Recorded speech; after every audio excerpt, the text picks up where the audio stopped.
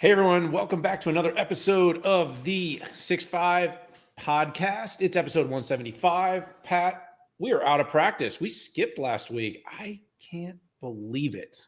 I can. There was literally nothing going on. Last week, we should ask the audience though, like in the situation where there is a week and there's not much going on, do you want to hear Pat and I just talk about, what's up, what's on our mind? Would you be willing to take the risk to just hear the conversations that Pat and I have? Could be very interesting. No, maybe. People want to get on the inside, Pat. Anyways, another great week. Very excited to be back. It's Friday. It's 132,000 degrees here in Austin, Texas. And we don't care because we're inside and we've got air conditioning on. But hope everybody's doing really well out there. Pat, we've got a good show this week. A lot of policy-related stuff. We've got quite a bit of coverage on things going on with the FTC. Very busy, being very ineffective. That's the preamble, in my opinion. We're going to talk a little bit about the Broadcom-VMware deal. We've got some updates policy-wise on China. China's on the offensive, if that's even possible in this whole semiconductor thing. We're going to talk a little bit about Microsoft and the Activision deal. Adobe and Amazon, it was a Prime week. Now, we don't talk a ton of e-commerce here on the show, but Pat, it was Prime week and like $13 billion worth of stuff got bought in a 2-day period of time. And Adobe had some pretty interesting analytics. So we'll chat about that. We're going to talk about IBM, and then we're going to talk about Google and some of the innovation they've got going on their large language models and chatbots. It can't be always only about OpenAI, but it can be always only about you. And that's what's really important here. All right. So for those of you that have not been with us before or just don't remember, we just do this in the beginning. Quick disclaimer. This show is for information and entertainment purposes only. And while we will be talking about publicly traded companies, please not take anything we say as investment advice. Pat, Broadcom deal is done. Or is it? That's a good tee up. You didn't let me riff on how great it is to be here with my bestie. All right. We run. Hey, Pat, before we get into the first topic, how are you doing today, buddy? I appreciate you asking because, it's not about me, but it's kind of about me. No, I'm doing great, man. I've been here for 3 weeks, no travel, and I literally feel like I am a new person. So I'm glad to be here, but as we're going to talk probably at the end of the show, I'll be back out on the road again. Yeah, it's about to get ugly. Loving life. It's about to get ugly. We were talking offline. You see, everybody, this is a reason to get with us and convince us to do the offline show online. And we were running through this, and we're basically looking at our calendar. We're like, this is a disaster. This is a disaster. So much tech, so many events, so much demand. I mean, Pat, you are the number one analyst in the world. It's because you let me do that, Dan. You're an enabler, and I appreciate that. I would never. I'm a pretty competitive guy. It would be hard to believe that I would let anybody be number one. But, sometimes when your mentor is just crushing it, look, the Karate Kid never kicked Miyagi's ass. It never happened on any of the movies, and it's not going to happen in this one. And I'm okay with it. I don't know. Ralph Macchio was not all that. He never looked all that tough to me. I mean, I actually watched that, by the way, just a little fun backstory. On the way to the UK, went to the British Grand Prix. And yes, I watched The Karate Kid as a movie. Oh my God. First of all, cinematography's come a long way. I just don't know if you kind of watch back to those kinds of movies. Second of all, Daniel LaRusso was quite skinny. I just don't know if he could really have been that tough. But I still think it was a great movie. I actually still found myself very entertained. Okay, so we got to talk about this. Okay, Pat, the Broadcom deal, it's done. Yeah. So these are always a long-term saga as anything has to do with regulatory bodies. But the deal was approved by EU regulators with some conditions, and those conditions have everything to do with competitive hardware folks like Marvell, likely NVIDIA, Samsung, and maybe even Cisco. And also, at least according to AP, also talked about potential future competitors.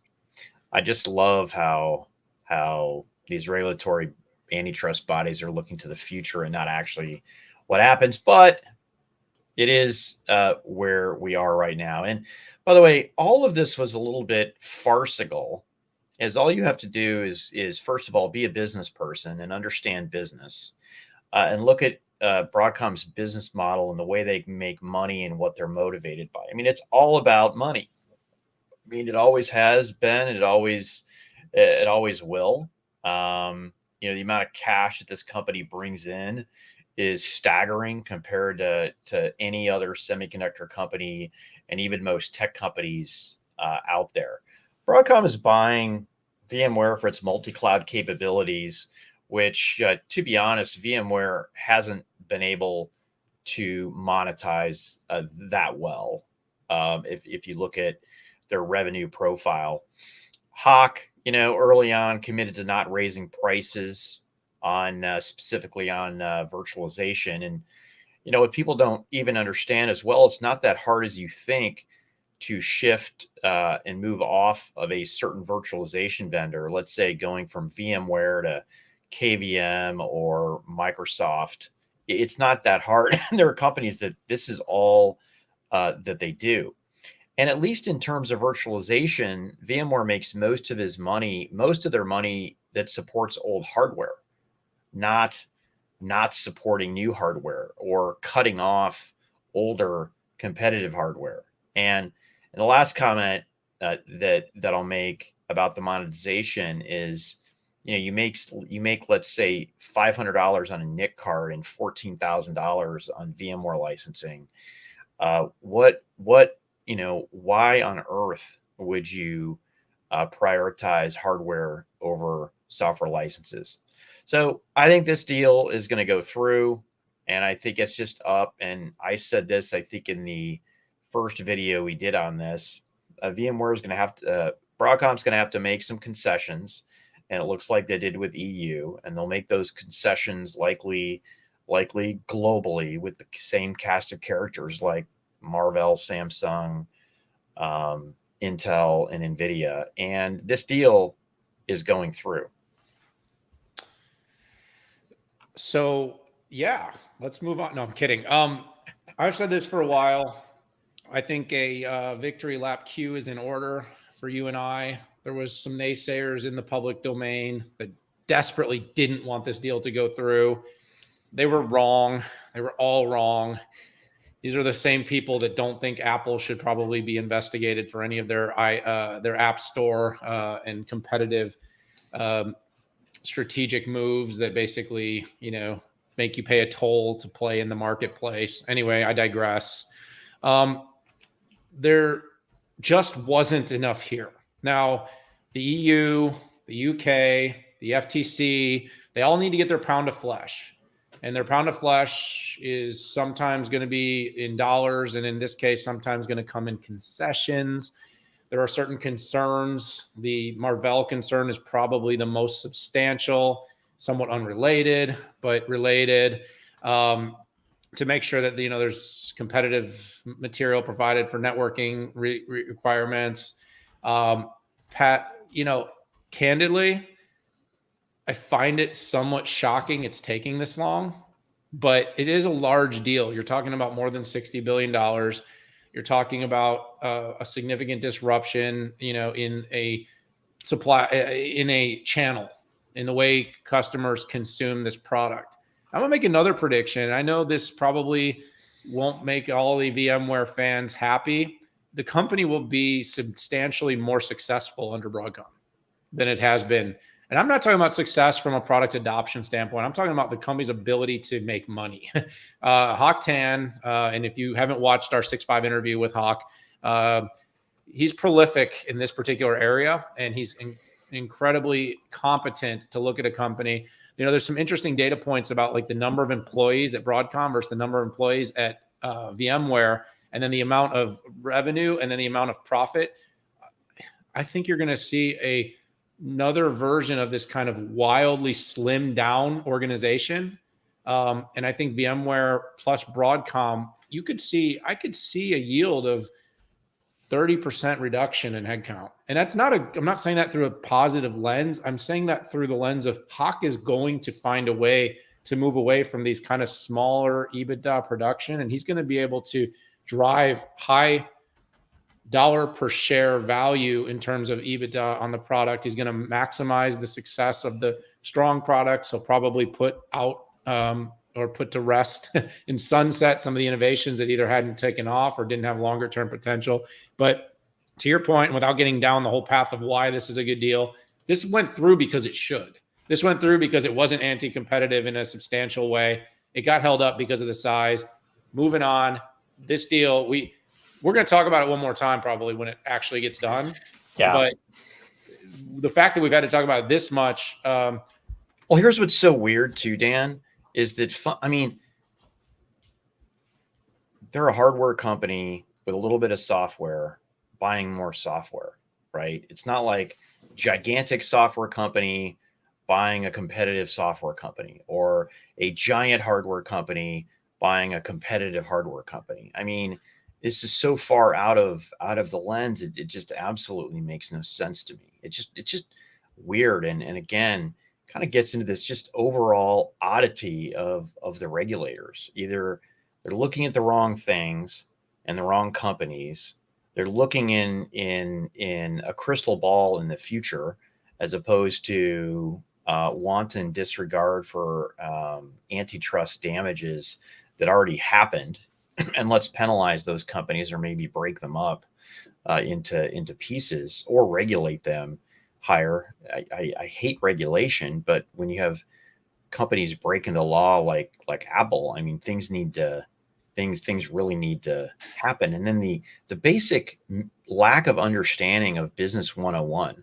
I feel like I knew more about business when I was 22 than these East Coast educated Ivy Leaguers at the FTC and the DOJ. They just don't understand the reality of business. And it's a waste of taxpayer dollars. It's a waste of time, and it's inhibiting innovation. Yeah, no, absolutely. I mean, look, the East Coast elites, I think is what you're kind of trying to say. Maybe. It's not, there are West Coast elites too. It's not just about that. It's about political agendas. And the problem is that, are we regulating or are we politicking? And are we punishing success? Right. Well, but what I'm saying, like, I agree I agree, yeah. But I'm saying the most successful company that's most obviously teetering on the line of legality as in terms of antitrust law doesn't really get regulated. Yeah. So I don't know. I mean, I guess there is a too big to be regulated. They go with the banks. It's the JP Morgan of tech. So yeah. I don't know. It's interesting. It's going to be a really fun one to watch. So speaking of policy, so, a couple of weeks ago, you and I had an interesting conversation about what was going on in China as the U.S. continued to impose restrictions.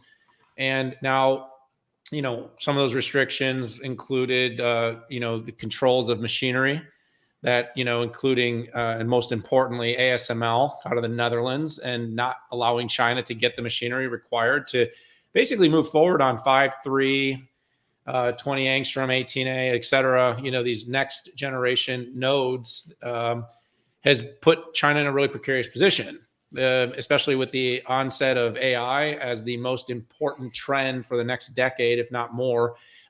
China is in a position where they're playing catch up without the tools to catch up. So this isn't a situation where China can just buy its way out.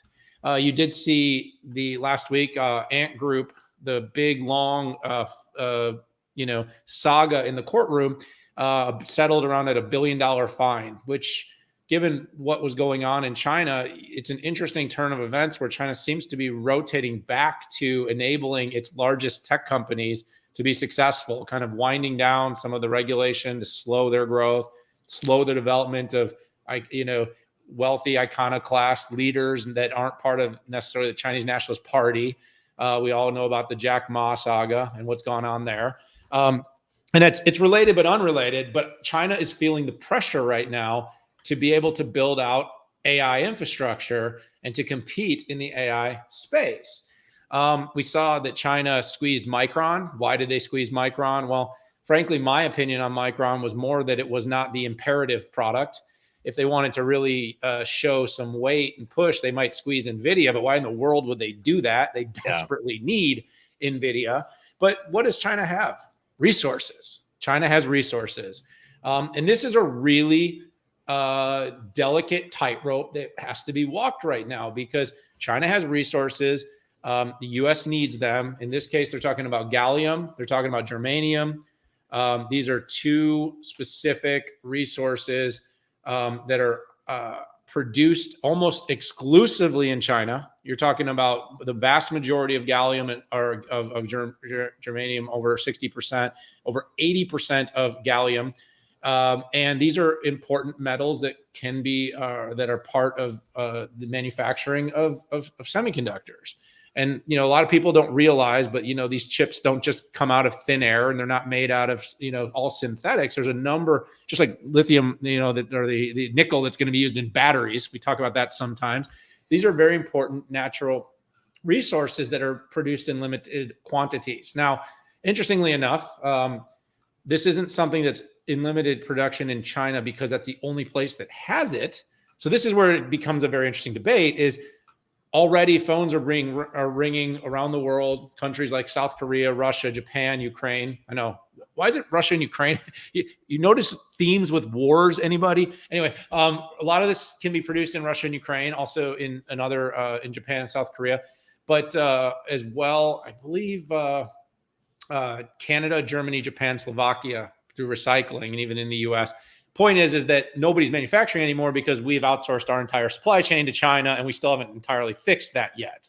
We're going to see that get turned back on, but it's not instantaneous. And in the short run, by limiting shipping and controlling the export, it could cause another strain in the supply chain, which could create a strain in terms of the availability of some of these semiconductors that we need. We all saw what happened during the last supply chain crunch. It can be a massive problem. Having said that, some of these crackdowns could be more price impactful, where some of them could be more supply driven. But the real question, Pat, for me, and something I'd love to get you to weigh in on too, is, China has to walk this tightrope. They want more A800s, but we're not letting them have them.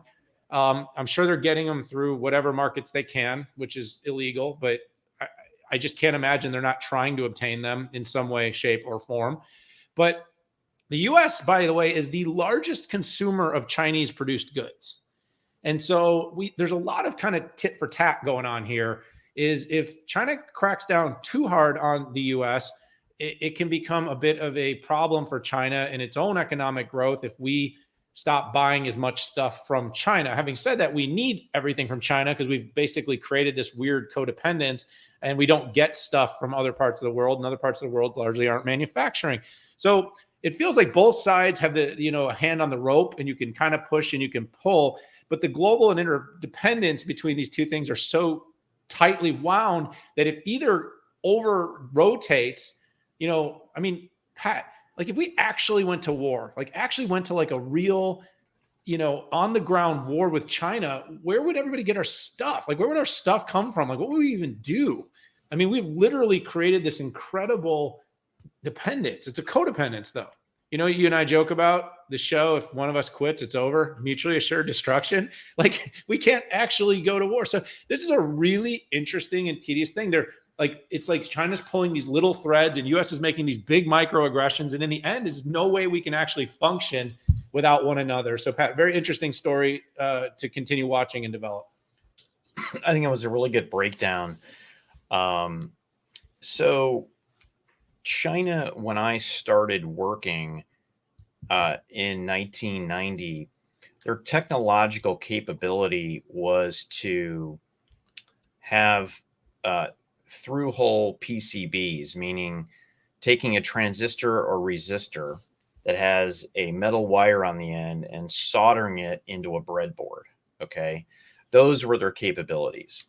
And in 1996, the only thing I relied on China for were power supplies what I call metal bending, like sheet metal, to create an enclosure for a server or a PC, and plastic injection molding, right? Which is you spray plastic into this huge auto-sized. They didn't have rows. They didn't have good rows. They didn't have good power, and then the West enabled China to go in. And to China's credit, basically they dictated what was going to happen. If there was a house in the way of the highway, they would just actually remove an entire neighborhood. Okay. And from a policy standpoint, we believed that we could turn China capitalist. Okay. And if we turn China capitalist, they would not be communist, and we wouldn't have a potential thermonuclear war. Also, we wanted to increase the amount of decreased costs for particularly technology, for clothes, for pretty much anything. And so we outsourced it to China. So like you said, so this goes back a long way. And China invested. They invested in education, in PhDs, in college students, and their population, even if as a percentage is not as literate as the United States, they have 4 times more people than we do, 3 to 4 times more people than we do. So they're just, this absolute powerhouse. So, and then about 10 years ago, China basically throttled companies like Cisco, IBM, Microsoft. They were not allowed to participate in anything that was called critical infrastructure. And this is a fact, not opinion. Huawei stole Cisco IP to help create their networking technology. That is just an absolute fact. And by the way, if the knockoff Chinese Boeing 737 looking product looks 99% like a Boeing 737, it's because those designs were ripped off as well. So then China started, stealing a lot of U.S. intellectual property. Still today, China bans Google, Facebook, Instagram, Twitter, and in some cases makes it so hard, Dan, if you want to open up Futurum Group China, guess what the maximum percent of ownership you can have? 49.9. That's right. You are not the majority shareholder of that company. Do you know what the deal is if Chinese companies want to incorporate in the United States? I don't, not off the top of my head. 100%. You can have 100% ownership. So we have Fair, Pat. Seems what's fair. that? That seems fair. I mean, it's capitalism, it's absolutely not fair. So, and I'm just saying this just to put this in context of how far this goes back. And it's exactly what NVIDIA and Micron are caught in the middle of now. By the way, I'm working on a column about NVIDIA and are we actually safer if we restrict NVIDIA products in China. So check it out. That's all I got. That's all I got. That's it. Okay. That's a good one. I by the way, we clearly like that topic. I love our segments on that topic. Always very, very interesting. So let's stay on the theme of regulatory. I mean, I think this is the last one for the day. We did discuss the possibility of covering, the FTC is now going after OpenAI again, but I'm going to take a breather on that one. We'll come back to it. But in Microsoft news, that might be a potential L for Microsoft, but let's talk about a W for Microsoft. By the way, called this one. Did you call this one? I know I called this one. The Microsoft-Activision deal is passing.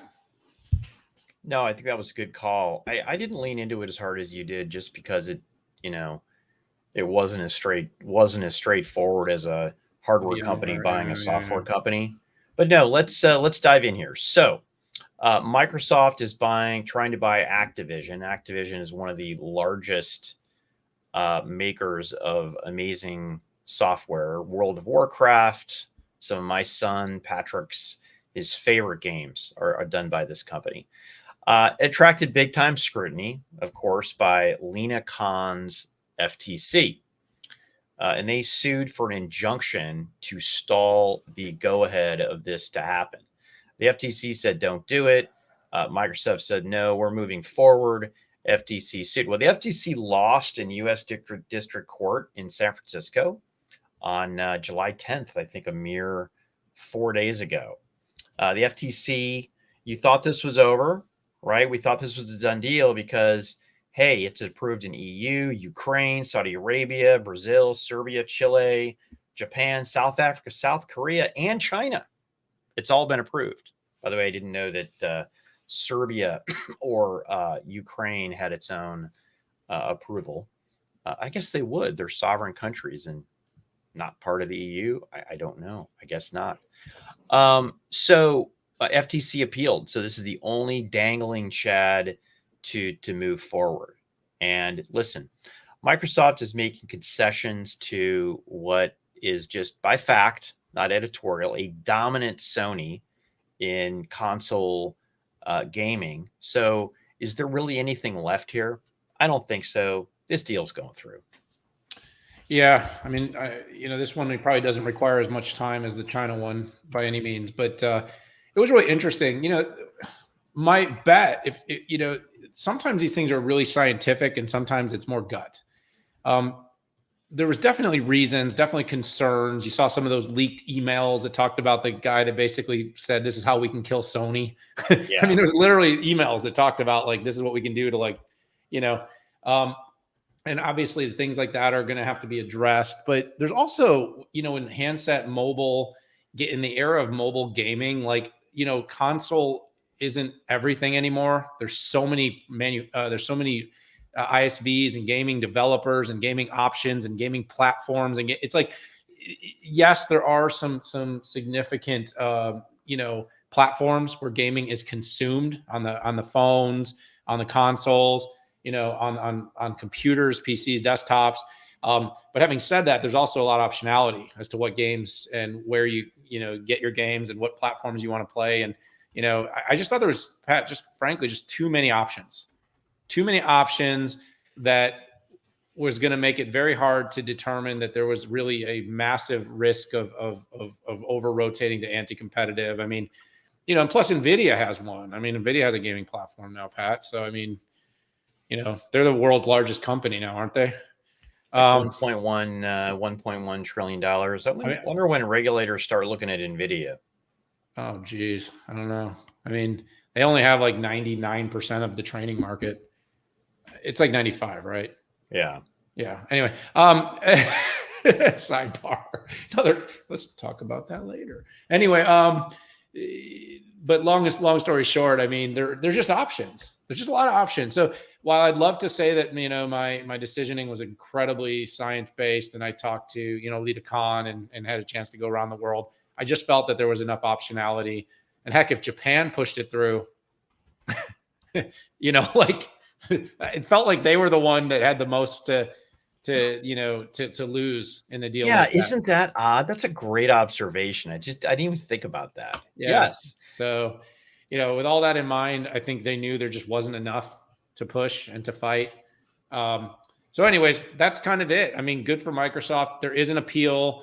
I guess that means it's not technically done, but at some point they're going to have to let the they're going to have to take the ropes off and let this thing get done, let this thing go through as it should, as it is, as it will, as it was. So, all right, rock and roll. There we go. Pat, let's talk about let's talk about Prime Day a little bit. Let's talk about, data, Pat. Let's talk about data, and let's talk about, Adobe does has a really interesting way that it measures and has insights around Amazon Prime Day. Now, a little bit of background, if you've been under a rock and you weren't watching our show and then you were under another rock and you hadn't heard about Prime Day, this is kind of like the penultimate moment of people buying stuff they don't need with money they don't have to impress people that don't care. Oh my gosh, dude, that was so good. Thanks. I heard that somewhere a long time ago. I'd love to take like full credit for it, but it's just It's just full of useless information and quips and things I like to say. But yeah, it's like a meme, dude. You verbalized a meme. Yeah, you know, you got to do that like once a year. And then this is where we need our producers to do like a super cut of me doing that. Yeah, and then that becomes a GIF. Yes. That I send to my family when they're ripping up my credit card. Yep. Anyway, but look, here's the numbers. In 2-day total spend, Pat, $12.7 billion in the US. Now here's a question. Do you think it was up or down from last year? Oh gosh, I'm saying it was up.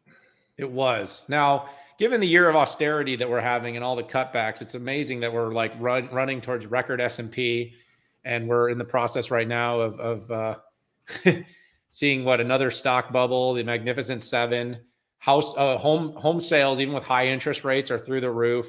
Luxury goods, I think Bernard, the LVHM guy, is like the richest in the world. So I really am struggling to figure out where the world's at. Are we more in debt? Do we have money under our mattresses? We are more in debt. Yep. Yes, we are. Was the inflation, and all the money handed out during COVID just well tucked away, or are people just absolutely broke and this bubble's about to burst? It is kind of hard to tell, because we've been hearing for almost 2 years now that it's about to burst, and it hasn't yet bursted. I mean, we did have a couple of banks that almost failed, but they didn't ultimately fail, or they kind of failed, but we bailed them out. And I think JP Morgan tripled in size yet again. I mean, talk about creating like a too big to fail. Anyway, I digress. But 12.7 billion, 6.1% growth. So not massive, but for Amazon, it's another record. Another 2 days of sales, similar to Moor Insights, about 12.7 billion over the last 2 days. Look, when people have the best analyst in the world, buddy, I'm pretty sure that my bookings this week were like $5,000. So, oh, come on. Don't be. See, this is why you got to sign up for the private stream. You get all these interesting innate details about the business. I know just how poor I am. But, where were the discounts? Some interesting Adobe data shared that the biggest discounts came on electronics. 14% was the average discount. But here's a really interesting thing, Pat. These discounts, for being huge, really weren't that huge. 14% on electronics, 12% on apparel, 12% on toys, 9% on furniture, 8% on computers, 7% on appliances, 6% on sporting goods, and 5% on televisions, which I guess are not electronics somehow. But anyway, my point is that kind of my thing about buying stuff you don't need with money you don't have to impress, legitimately the discounts aren't really that good. But the company does a remarkable job of using this day as a moment to entice people to come to the site and buy things. And it was an incredibly impressive couple of days for Amazon, which, like I said, is doing a wonderful job of appealing to the American condition. What do people buy? Appliances was a big buy. Housekeeping supplies, which I'm not quite sure what they were, but appliances were up 50% from the last Prime Day. People were doing it on mobile, Pat. 44.8% of people were doing the shopping on their mobile device. So I know you and I vacillate between what we do on our PC and what we do on our mobile, but what's happening is we are spending money on our mobile devices. And so basically, Adobe does this. They go really in depth. They look, at analysis. Here's what they kind of a trillion visits to U.S. retail sites, of looking at 100 million SKUs across 18 categories, by far more than any other company research organization. So the Adobe data is just really, really interesting, as it kind of looks at the habits, the behaviors, the spend, the patterns. But it also, Pat, in our world of tech, shows a very interesting capability that we can do, what we can drive with data analytics and AI, to be able to, in just a few days, within seeing $13 billion of spend, have so much insight as to how that money was spent and what that means. So interesting stuff. Just a little different vibe for our show, but I thought it was super fascinating. No, it is good stuff. And, it's interesting. The Adobe Analytics part is pretty cool. I didn't even know they did that. Did it get it done?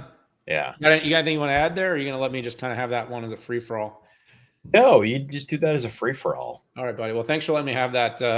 Thanks for letting me dive into that one, Pat. I know sometimes, I always say, like, I want to talk about stuff that everyone cares about, and I'm not saying everyone doesn't care about everything we talk about, but let's face it, like FTC regulator stuff, like, this is for the tech world, like that, that's what our show is really for. But like when we talk about Tesla, or occasionally we talk about Apple, it's like everybody cares about that. So every once in a while we do it, we spark, and that's why we got 2,000 people watching the show right now as we speak. It might be a little more than that, but you know what I'm saying. So let's talk, Pat. GA. We don't do this all the time, but when important things go GA, we do like to talk about it. One of the most important launches, I think, in the AI space this year that went less talked about because it was really going to drive the enterprise and not the consumer use case, was IBM Watson.ai and Watson.data. And they went GA. I know. You going to let me talk about this? No, I wanted to kind of make sure I got a little bit of the preamble in. I was just setting you up. Here. I'm just setting up the pass. Setting up the pass. You can dunk it? I got it. So back in May, the 6.5, Dan and Pat, we went to IBM Think, and IBM made a ton of announcements about AI. And by the way, over the last 2 months or 3 months, it isn't necessarily unique. Everybody is making AI announcements, primarily because of the impact that it has on the company's valuation and stock market. So this has become a board to executive leadership team to everybody else. And it's very similar, by the way, I think, the same froth we saw when web first came out, e-commerce came out, mobile came out, right? What's your mobile strategy? What's your e-commerce strategy, right? We saw a ton of companies getting disrupted through e-commerce. And so the boards wanted to know, what is it? And then, hey, what's your generative AI strategy? So the good news for IBM is they had been working on this a lot longer before the froth. And in fact, they went GA on Vela, which was their training supercomputer cloud to be able to train these big models. And what IBM did announce was a service called Watsonx. And there's 3 elements to it. There's the .ai, and that's to train, validate, tune, deploy models. There's the .data, which is essentially a data store for AI. And then governance, .governance, which is to enable responsible, transparent, explainable data in AI workflows. And to its credit, this week, it went freaking GA, general availability. So I did some digging, right? I got with IBM. I think we had 2 calls, 10 emails, 15 documents. Okay, what actually went GA? And it's not because, oh, gosh, I don't trust IBM, but Dan, pretty much everybody that we're looking at, it's not GA. And in fact, there's a very large vendor doing generative AI as a service that can't even explain how they price, right? Here. But today, what went GA? .ai and .data. You can swipe your credit card, multiple countries, multiple languages, and 6 models running on the IBM cloud, which, by the way, is full of 80 gig A100 GPUs in very high performance clusters. So one IBM model, it's an NLP model, 150 million parameters, and you can fine tune the heck out of that thing. More interesting to our audience, 5 Hugging Face models available GA for QA, generate, extract, summarize, classify up to 20 billion parameters. And you can do inference on all these models. So what, right? Like, why is this even part of the show? We rarely do GA. Again, I am unaware of any other enterprise grade service for large language models, any large models, even if they're not language, that is GA today. So props to IBM, and it just shows how ready they were for this. Did not catch them by surprise, and how, quite frankly, ahead they are of even every hyperscaler. I'm not aware of any GA service any service that's GA that supports Bedrock's not, Google's not, Azure's not, and I don't think that Oracle is as well. Yeah, I mean, the onslaught of GA will come.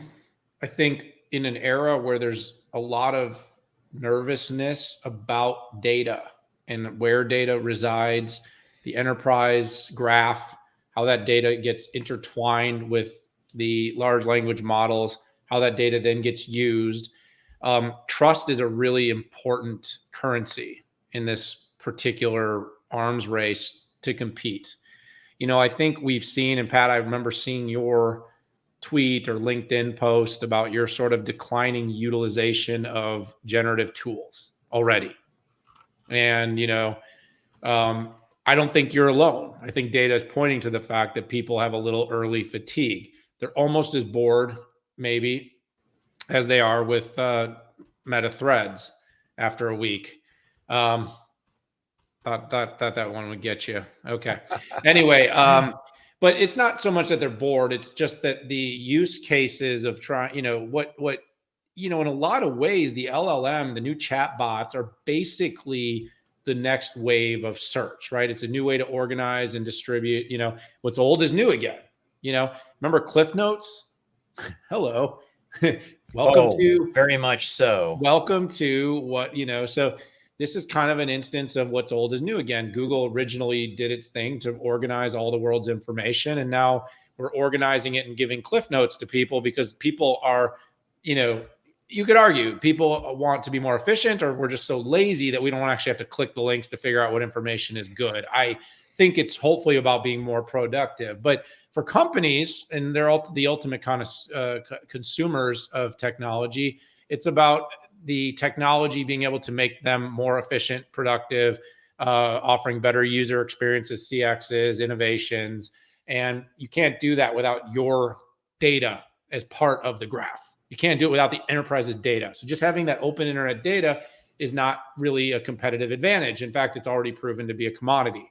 So in order to make it an enterprise success story, you need to be able to A, make the data easily digestible and ingestible, B, give tools that enable enterprises to use that data but protect it from the public internet domain. C, you need to be able to govern it so that the outputs can be trusted or secure or accurate, are constantly learning, training, and evolving. In IBM, what's really interesting is IBM has no interest, not really one iota of interest in being a consumer product here. They're not building something to try to get high adoption among broad internet users, consumers, mobile apps. They're trying to basically say, look, we are 100% committed to building a sandbox, a tool set, a data lake, and a governing platform that enables companies to successfully implement enterprise AI on a business-wide scale to add value for the internal and external resources of the company. So going GA was one thing, Pat, but actually building with that sort of set of guided principles makes them very interesting for this particular space. Now, I've been impressed with Vertex. I've been impressed with some of the things that OpenAI is doing. I think AWS is being heavily underrated right now for what they're going to be able to do. But I do think IBM has been very declarative, clear, concise, and by the way, early, because it's not just about being early about being GA. They've been very early about the proclamation of AI, hybrid cloud, and the enterprise, and their commitment to basically building tools that are able to be run in those environments successfully. And that has also been a big part of their recent ascent into profitability, into growth, into scale. Now, is this going to be the catalyst of IBM breaking away from mid-single digits and single-digit growth into doubles and beyond? It could be, but it is the most compelling. I mean, if it's not this, what is it going to be? I mean, it could be Red Hat, right? I mean, I like Red Hat a lot. And by the way, Red Hat's a big part of this story, is the ability to do hybrid enabled enterprise AI. So I like it. I'm happy to see it go GA. I'm really eager to kind of start to hear some of these customer stories come to life. hearing how customers are using this to, to speed up and amplify and successfully deploy enterprise AI. It's funny. We went crazy when Microsoft was first with and went GA. Like, we both went crazy about them. We gave them a ton of credit with the caveat that, hey, but like, I see this as the same thing. I see IBM right now in the leadership role for enterprise generative AI. Right now, it could change because they're freaking GA. That's a huge deal. It is a huge deal. It is a huge deal. And obviously you can, hopefully, you can hear my enthusiasm. I'm cautious because I do think you're going to have an onslaught of GAs in the near future. And based on the markets that IBM is only targeted at, I think IBM is going to have success in regulated industries, large enterprise. Okay, that is a subvariant of the pie, right? Where these other folks, right? It's just like as a service. Who's going to have a bigger as a service Dell and as a service on-prem business, Dell or HP or HPE? It's going to be Dell. Why? Server, storage, networking, security, and PCs. It's kind of an inevitability, but they're behind. So that's kind of the way that I look at it. Well, and so it's sort of a similar parallel. Like I said, I'm actually very bullish. I just think it's going to be interesting to see how fast this gets deployed and how quickly kind of these customer use cases come. And I think you made a great point about the regulated industries, but I'm actually very, very impressed. I think the governance is being the underrated thing. And I think, and I said this, some of the public concerns about some of the big public cloud LLM technologies should really play to IBM's favor. They should be able to use this and create some momentum, in a way. Of course, they have partnerships with all those players, but in a way that says, hey, we really have narrowed it in, built it in, and squared our entire presence around being governed, managed, secure. Your data is your data. Everyone's saying that, but with IBM, it's something I think the customers will be able to believe from the onset. So, all right, let's hit our last topic. We got a few minutes here. This is not as big of news, but it's good news. It's interesting news.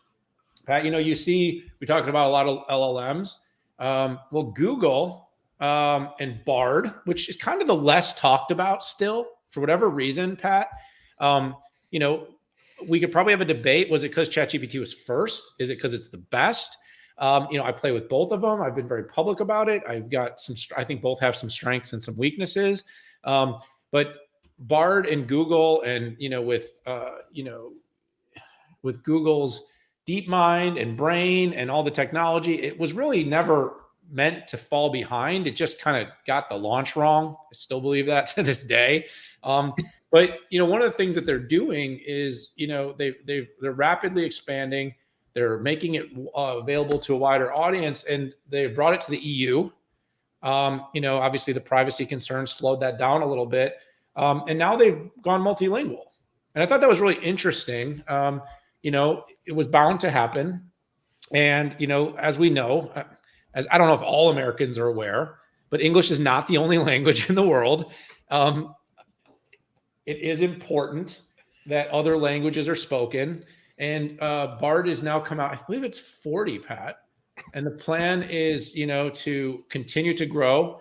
And with obviously, a focus on being more global in scale and overcoming some of these not just language, some of these privacy barriers. The company is going to be able to, I think, continue to expand, to gain rollout, to gain user adoption, and to gain scale. And so this was the company's biggest expansion to date. I do believe that it's a good indicator of the competitiveness. And Pat, well, can I share something with you too? What's that?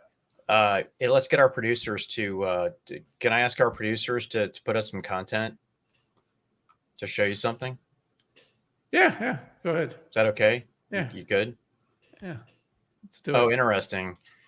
I can't share. I'm on Edge. Huh. I'm on Edge and I can't share a Chrome tab. But anyways, Well, the other fun thing I found is, type in, what should I do in Austin this weekend? And I think this is even more exciting than the multilingual. But it says, hey, you want to try a new AI powered overview? Try now, right off the search page. So I think this is even bigger than multilingual. This is how. Wait, say that again. Give me that one more time. What were you able to do? Go to Google search, what should I do in Austin this weekend? It asks me, hey, do you want to see an AI powered overview? Right. And then it basically gave me Bard, what looks like Bard results. So I think that is even bigger than even this multilingual announcement. It pulls up a prompt that says, hey, this is a search generative experience, right? And then you say yes, and boom. So I thought that was huge. Absolutely. Yeah, that's super cool. So basically the innovation's coming, the advancements, the proliferation of these platforms, the competitiveness is good. Maybe these are some of the things that need to happen, to get this next kind of rocket ship north of users and utilization. And Pat, what do we always say on this show about competition? Competition is freaking good. Competition is good. And so when we say that the FTC and certain deals should go through, it's because we don't believe these are competitively problematic for an industry. And when it really is, we think it should be regulated. But in these cases, regardless of regulation, we think Google and Microsoft and some of these open source LLMs all swinging and trying to win is a great thing for us. It's a great thing for innovation, and it's a great thing for all of you. So Pat, we did it. Another week in the books. I know what we talked about a lot. It's been great to be back for so many weeks. What's on your travel calendar? Well, I think we're going together next week. You and I will be at .conf. Pat, remember when July used to be an off month? No, I don't remember any. The only month that I know it's an off month is December. That's it. No. Isn't reInvent the first part of December? I feel like there's something in December. But yeah, it's most of the month is quiet. But July used to be quieter, and August used to be a little quieter too. And August is shaping up to be an absolute mess. August to November, right through Thanksgiving, Pat, you and I are going to be on the road.